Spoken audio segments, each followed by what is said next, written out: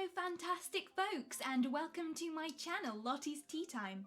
Today I'm going to talk about my 12 top tips on how to stay productive and positive.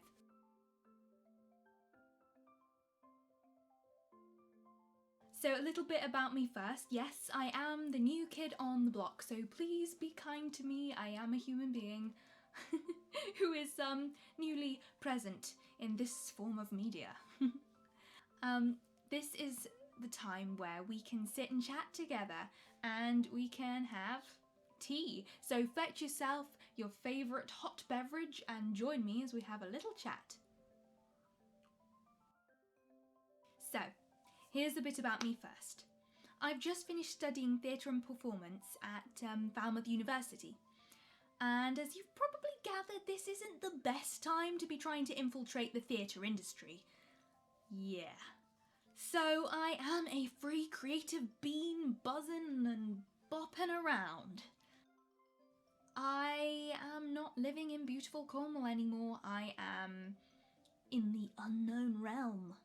That is southeast Lincolnshire, on the edge of the fen. Yeah, the novelty of it kind of wears off pretty quickly. Most people are like, wow, it's so flat you can see for miles. And I'm like, yeah, it's a field. And another field. Oh, it's a drain. And another field. Yay. Anyway, I was feeling a bit down and just a bit sort of stuck in the mud, you know. I wasn't sure which direction to take, and then I was like, YouTube, my friend. I will channel into a new channel. Yeah, that was sort of funnier in my head, but oh well. Really what I realised is that I need to get myself back up and just keep swimming and, you know, see the sunshine in the clouds, and that analogy doesn't work because fish can't really see the clouds. I know that there are so many people who are struggling right now because of so many different things. And my heart really goes out to you. And although many of us aren't in tight lockdown, although I know some of us are still, things are still really strange and different and pretty scary. This is, as everyone keeps saying, the new normal. But I see this as an opportunity to carve and cultivate my new norm, to make it our own, to forge it and make positive changes to our lives. These things don't have to be like big things, they can be really little things. And step by step, little by little, we can make positive changes in the attitudes and habits that we have, and it can just help us get through each day feeling a little bit better. Disclaimer, by the way, that's not to say that these tips will work for everyone. These are just ideas that I wanted to share with you. I bet there are many awesome ways in which we can help ourselves to feel more positive and to be more productive. I would love to hear your thoughts and suggestions, so please write them in the comments and I'll give them a read. It's so hard for us right now to feel productive and to plan for the future because we're surrounded by so much uncertainty. This direction has left me sort of floundering and flailing my arms around and, you know, trying to think of career ideas and new projects I could do, and I was just mind blown, and I ended up sort of flapping about like some sort of octopus who's trying to play netball or something. There is this pressure, I think, to achieve and progress right now, though really the world is kind of on hold. Everyone and everything is on pause. But that's okay because it means we won't miss anything and we can look forward to when we can press play again. So in the meantime, what can we do? Moving on to those suggestions. Tip 1. Routines are really good even if you don't need them. Maybe set a specific time in the evening where you can relax and unwind before bed.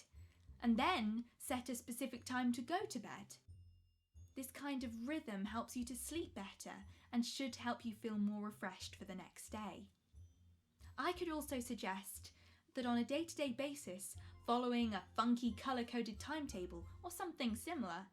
This way, you can fill every day with ideas of what you might like to do. This doesn't have to be used as a strict schedule, rather as just an option.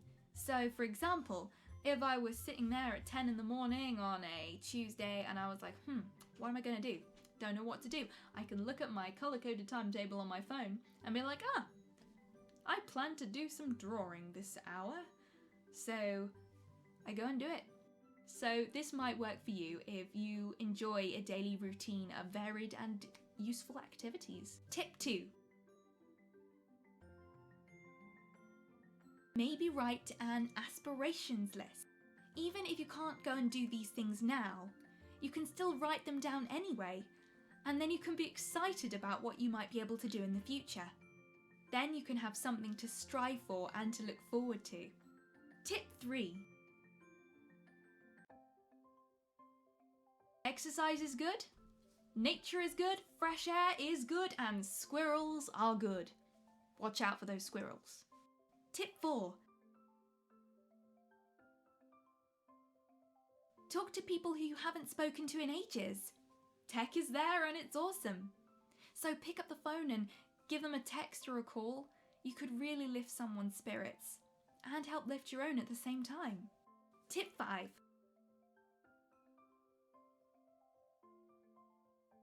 Meditate and pray. Meditation often means clearing your mind completely, and this can be very relaxing. But it can also mean focusing all your mind on something. So, to quote the Bible, Philippians chapter 4 verse 8, it can be good to focus your mind on whatever is true, whatever is noble, whatever is right, whatever is pure, whatever is lovely, whatever is admirable. If anything is excellent or praiseworthy, think about such things. It is also useful to focus your mind on all the good things that you have, so then you can focus on them and be thankful for them. It might be old school, but counting your blessings can really help bring a smile to your face. As for prayer, when you're worried about something, I would highly recommend bringing it to God. Let God take care of it, knowing that He wants the best for you. This can bring great peace of mind. It really helps me every day. Tip 6. Make your space your sanctuary. Now you're spending more time at home. Wherever you spend your time, make it your own. You don't have to spend lots of money on redecorating, although redecorating can be fun. I like to rearrange my things, move around my furniture, try new things out, pop my favourite fairy lights above my bed, or put my dolls on a shelf to display. Anything that both refreshes my room and makes it feel really me. So, when I'm in it, I can feel cosy and safe. Tip 7. I confess that I have struggled with anxiety myself, and I find that keeping a worry diary can actually really help. Instead of letting my anxious thoughts rattle around in my mind, I can get them out and write them down on paper. This can sometimes help me think more clearly. Something else I try and do, not always successfully, is a technique called postponed worrying. This is where you take the worry and mentally put it away and literally save it for another time. Then later on in that day, maybe when you feel more calm, more safe, more secure, you can revisit that worry.